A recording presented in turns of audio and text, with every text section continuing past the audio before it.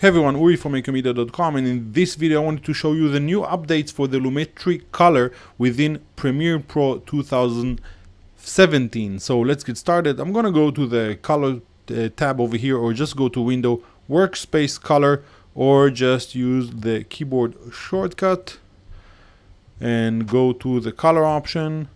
So now that we are here, I want to show you how you can use the new Lumetri color tab to just add some new color corrections that were not necessarily available within the last option. So let's get started. First off, you can see we have the regular basic correction. I'm going to use this footage just because it's easy to correct that and show you the new updates. So you can see the video is really flat. So I'm actually going to just drop down the blacks a little bit, push up the whites, just try to open the footage as much as I can. Maybe just push down the shadows a little bit, push up the highlights. You can see now I really have a lot more going on. I can just try to kind of move the exposure, and I can play around with the contrast if I want it like this, but I actually like it something like that. And then I can go back and maybe push down the blacks a little bit more. So now that I have this, which is my kind of a primary option, the next thing that I can do, by the way, if you want to turn it off or on, you can do this. So now that I have this, the next thing that I can go to is the creative. Now we all know the option to add a look, so I can find whatever look I want. So maybe I want to add this look, and that will get added. Now I can play around with the intensity of the look, or I can just, let's hit none. I can go back here and just kind of play around with the looks. So maybe I want to add this look. I can click on this and then play around with the intensity and see if it really adds anything. So I'm just going to go back to none. We all know the faded film option. So we have this basically pushing up the blacks.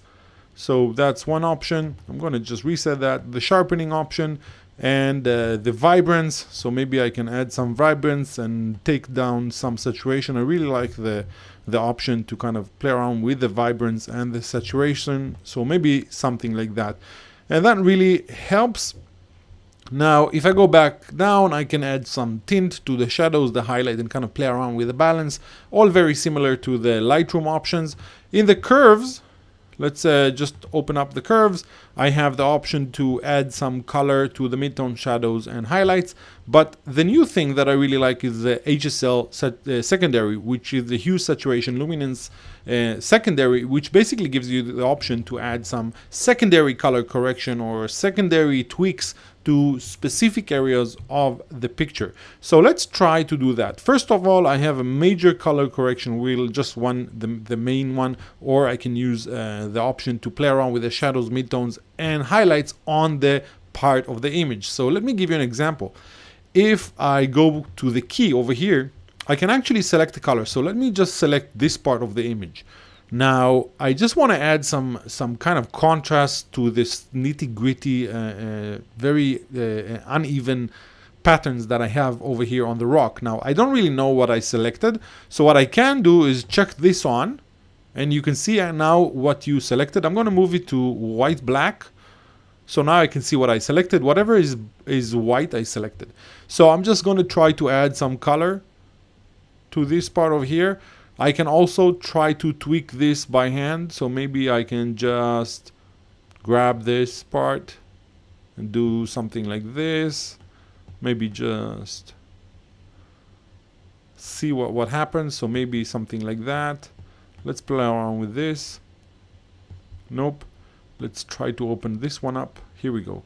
So you can see like this, I can select more. Yeah, exactly what I wanted. So now I have all this area selected. I'm going to check this off.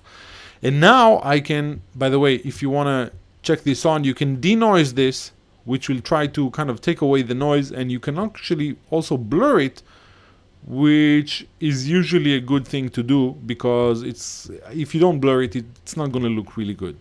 Okay, so now that you have this, you have the option to add color to the shadows, midtones, and highlights only for this area. And the other cool thing is that you can actually have the color wheel, so you can play around with the tint. See that? You can actually play around with the color wheels option for this area.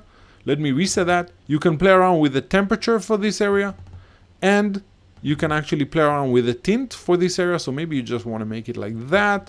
And we can also add some contrast, which is really nice to have, because let me just turn this off, before and after. So again, before, after really adds kind of, you can see the patterns, and you can also sharpen the daylight, the living daylight out of this one. So that's a really cool option. Now, I actually want to add a little bit more to this. So what I'm going to do is I'm going to go to the midtones, and I'm just going to try to add kind of nothing too much. So maybe something like this. And you can also play around with the luminance for this kind of channel. So maybe we can just push it down to really have this kind of contrasty look. Going in the shadows, I'm not going to do anything. Maybe in the highlight, just a little bit yellow. And then I can go back here. Let me turn this on and off. So that's really, really useful to have. So now I actually selected this part of the image and did some kind of cool color correction to it. So maybe it was just a little bit too much, so we can just push it backwards just a little bit. But again, you can see the power that lies behind the fact that you can now within Premiere Pro do all these fancy color corrections, where in the past you couldn't really do that because you had to go out and maybe use DaVinci Resolve, and now you can do that within your main editor. Now sometimes if you go back to the editing, sometimes having those color correction on your footage maybe will slow down the playback, but it's always cool because this is just an effect. You can turn it off, edit your footage, and then continue on. Okay, so that's one thing. Again, I can actually see that over here I'm kind of losing the detail. I can always go back into the color palette. So again, window, workspace, color, or the color tab. I can always go back into the basic correction, and maybe we can just tweak down the exposure. So again, let's just put it that in 0, which is not that good. So maybe you can do that, but we can definitely send down the highlights just a little bit, and then play around with the exposure again, so we're not really losing all those nice details in the wave breaking. So that's a cool option. I really love that. I really love the fact that you can now do all those corrections. Now, how about wanting to do 2 corrections on the same video? So now we did a correction here, but maybe I want to add some correction here. So we can definitely do that. If you go to the effects, well, on the effects control, we need to go to the effects. So let's go to the effects, and now I can, well, let's do that again. Let's go to effects.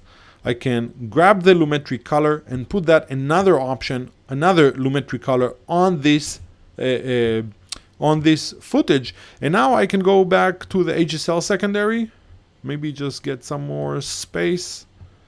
And now I can actually change or grab a new key. So I can grab the color. Maybe I want to have this color.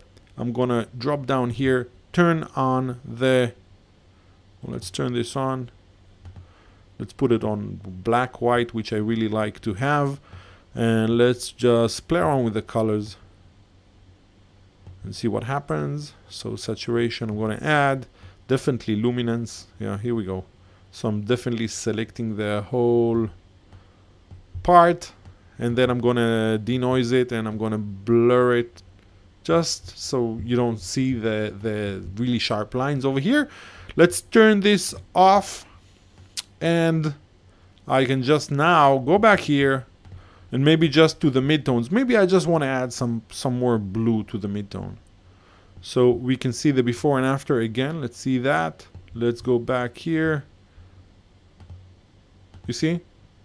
Now it's bluish, and before it was kind of greenish. Now it's a little bit too much blue, so I can definitely tone it back and maybe just move it a little bit more toward the blue, something like that. And now I can actually play around with the tint and definitely add more contrast to it, and maybe just add some more light to that area. So something like that. Let's view the before and after.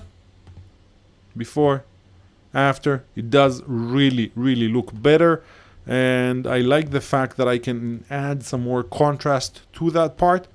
And just like that, we went from having this look to having that look, which I think is really way better. And again, if you have any problem with rendering this, you can always just right click and go to, let me go down here, render and replace, and basically choose whatever format you want. I definitely like to have the QuickTime, not this, the QuickTime, and I like to have, well, you can use whatever format you want. If you want to edit that with not a lot of interference, definitely use an uncompressed format.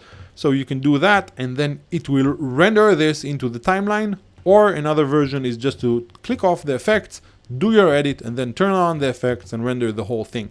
So basically this is it for the new features on the Lumetri Color for Premiere Pro 2017. I really hope you enjoyed this video. Make sure you subscribe to the channel. And if you are a beginner to Premiere Pro and you want to learn a little bit more about Premiere Pro, check out this video.